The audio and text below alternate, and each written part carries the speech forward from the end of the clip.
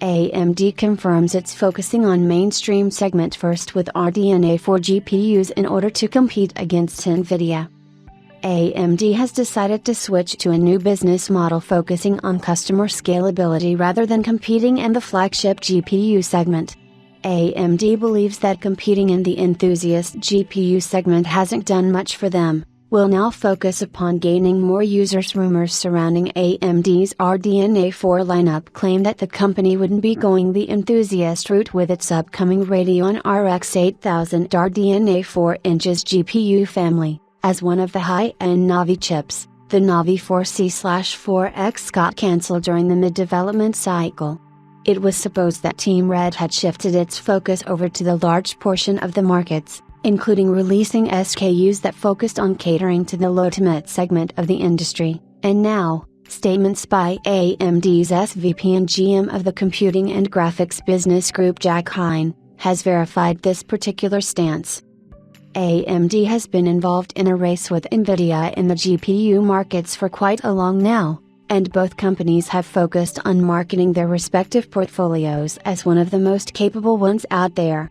Even in keynotes, we often see the flagship models, such as the Radeon RX 7900 XTX and the GeForce RTX 4090, getting more show time, but this does put the other variants in the lineup under the shadow, and consumers often conclude their views about a particular GPU series based upon how the flagship model stacks up. AMD is now avoiding this, which is why the firm believes that it should focus on GPU scaling now, given that this particular segment holds 80% of the market share. Team Red believes that competing with NVIDIA in the enthusiastic segment isn't doing the job for them and that by switching market targets, the firm can perform impressively. So, my number one priority right now is to build scale, to get us to 40 to 50% of the market faster. Do I want to go after 10% of the TAM, total addressable market, or 80%? I'm an 80% kind of guy because I don't want AMD to be the company that only people who can afford Porsches and Ferraris can buy. We want to build gaming systems for millions of users. Yes, we will have great products. But we tried that strategy, King of the Hill, it hasn't really grown.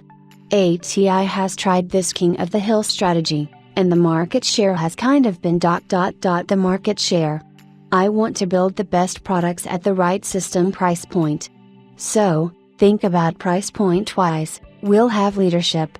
AMD's SVP and GM of the Computing and Graphics Business Group, Jack Hein, via Tom's Hardware. Hein says that the King of the Hill tactic hasn't worked out for AMD, and the firm is eager to build its portfolio that revolves around being more competitive in terms of the pricing and the value being offered instead of just maxing out on everything and providing highly priced products.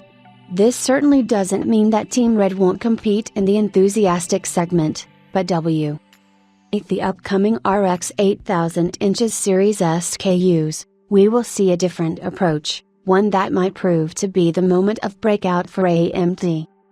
If you remember back when Raja Koduri took charge of the Radeon division and formed the RTG, Radeon Technologies Group, AMD implemented a similar strategy starting with Polaris and its various offspring in the Radeon RX 400 and 500 series. The first attempt at the high-end lineup, Vega, didn't bode well for the gaming segment but worked well in workstation and HPC segments. The Polaris and Vega generations were mostly driven off the older GCN architectures, while the RDNA GPUs were going to be the first real release of a post-GCN design. The RX 5000 did well and, just like the RX 400-500 series before them, became hot sellers. However, this time, AMD followed with a very strong RX 6000 series lineup and everyone was excited for the RX 7000 series, but the final product came short of performance compared to NVIDIA's high-end offerings. In fact, AMD stated that they could have made an RTX 4090 equivalent graphics card with the RDNA 3 architecture, but it would have consumed a lot of power and would have been very expensive. RX 7000 series wasn't a hit compared to the RTX 40 series when we look at the earnings figures of both GPU vendors during 2024, with Nvidia seeing record revenue from GPU sales while AMD's gaming side has declined a lot. So to cut it short, this would be AMD's third try to start from the mainstream segment and scale up to high-end and enthusiast GPU segments.